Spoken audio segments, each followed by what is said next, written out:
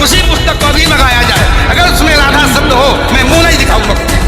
विश्वनाथ चक्रवर्ती बता दें, अनुचार प्रकाश का बता दे, चूणिकाकार बता दे, और छोड़िए उन बातों को।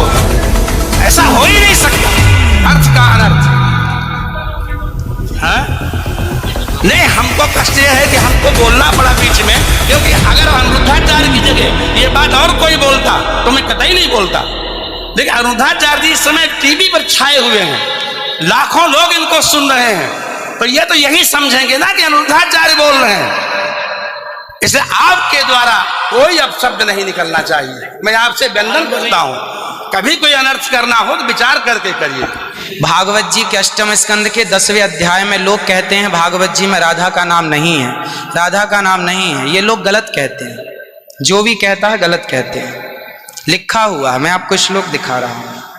भागवत जी के 8वें स्कंद के 10वें अध्याय में श्लोक नंबर 40 है, लिखा है उद्यतायुध दौरदंडई राधावंतो भटान मृधे।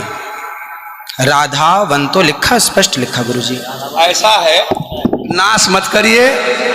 आधावंत है, आधावंत में दौड़ते हुए, या संधि हो गई है गुरुजी। नहीं नहीं, ये गलत बात है। आप जो है आयुधों को लेकर के आधावंत। गुरुजी गुरुजी गुरुजी गुरुजी गुरुजी, हम तो आपके दास हैं, मत कीजिए ना। हमारे गुरुजी कहते हैं ना ना गुरुजी, इसका अर्थ तो सुन लीजिए, इसका अर्थ तो सुन लीजिए। आप जब राधा बता रहे हो, सुनिए सुनिए गुरुजी, इसका अर्थ है राधावंतो भटान मृदेश का अर्थ गुरुजी ने बताया हमें। गुरुजी ने, हमारे गुरुजी, कोई गुरुजी नहीं बता सकता। हमारे गुरुजी कहते हैं बिल्कुल नहीं बना सकते, क्योंकि जब आप राधा बनाओगे तो सर्गे कहाँ जाएंगी गुरुजी? उद्यतायुधई ही गुरुजी, गुरुजी कहते हैं क्यों नहीं बोलते? गुरु शब्द है। अब चलिए, भागवत जी में दूसरा है बधू। बधू प्रयोग हुआ है, बधू प्रयोग हुआ है। तो बधू का प्रयोग ये है कि वहां श्री राधा रानी का ही स्मरण है। नहीं, लोग कहते हैं राधा नहीं है, तो राधा जी का जिक्र तो कई जगह है। राधा पदवाच्य बधू, इसका अर्थ संकेत अर्थ हो या लक्ष्यार्थ हो और व्यंग्यार्थ हो, इन तीनों अभिधावृत्तियों के द्वारा राधा शब्द एक भी जगह भागवत में नहीं है। इसलिए जहां बधू शब्द है वहां भी अर्थ राधा है। जहां बधू है, ऐसे पानी का अर्थ जल भी होता है। जहां राधा है, जहां बधू है वहां राधा है। ऐसे थोड़े होता है। जहां आप जैसे लोग देखिए, आप विश्व हमारे गुरुजी ने बताया, ये हमारी क्या ताकत की हम बताएं? शब्द ही अर्थानाम अभिव्यक्ति त्रिभिन्न भवति। इनकी बात सारा विश्व सुनता है। महाराज श्री बोले हमारी बात 20 आदमी सुनते हैं। महाराज जी, सारा विश्व, पूरे विश्व को सुनाते हैं। गुरुजी जो मेरे गुरुजी ने सिखाया वो मैं बोल रहा हूँ। सिखा ही नहीं सकते, आप अशुद्ध बोल रहे हैं बात। अभी श्री राधा और माधव जो राम नाम है, जो भागवत जी का अर्थ है। अब कोई पूछे कि राधा का अर्थ क्या है, तो राधा का अर्थ ही कृष्ण है, वो कृष्ण का अर्थ ही राधा है। तो राधा ही कृष्ण है और कृष्ण ही राधा है।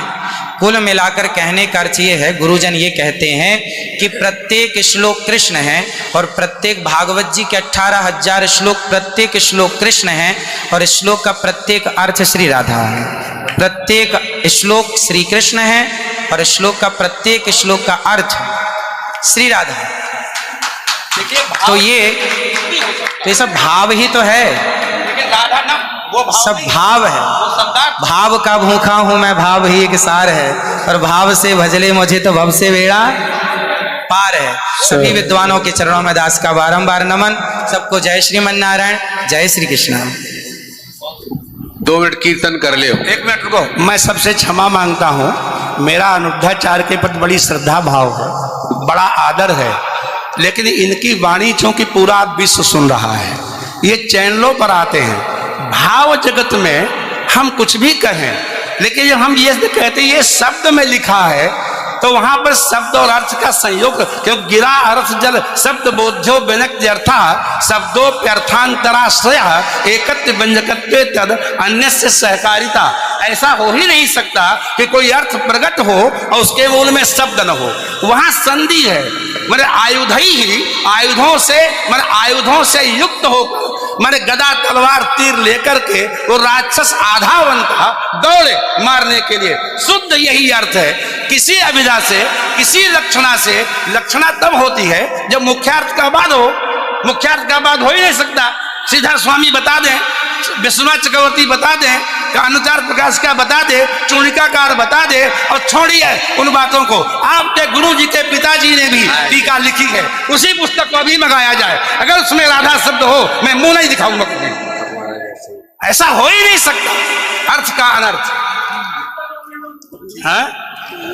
नहीं, हमको कष्ट यह है कि हमको बोलना पड़ा बीच में, क्योंकि अगर अनिरुद्धाचार्य की जगह ये बात और कोई बोलता तो मैं कतई नहीं बोलता। देखिए, अनिरुद्धाचार्य जी इस समय टीवी पर छाए हुए हैं, लाखों लोग इनको सुन रहे हैं, तो ये तो यही समझेंगे ना कि अनिरुद्धाचार्य बोल रहे हैं। इसलिए आपके द्वारा कोई अपशब्द नहीं निकलना चाहिए। मैं आपसे वंदन करता हूं, कभी कोई अनर्थ करना हो तो विचार करके करिए। मैं और कोई बात नहीं, सबको क्षमा मांगता हूं।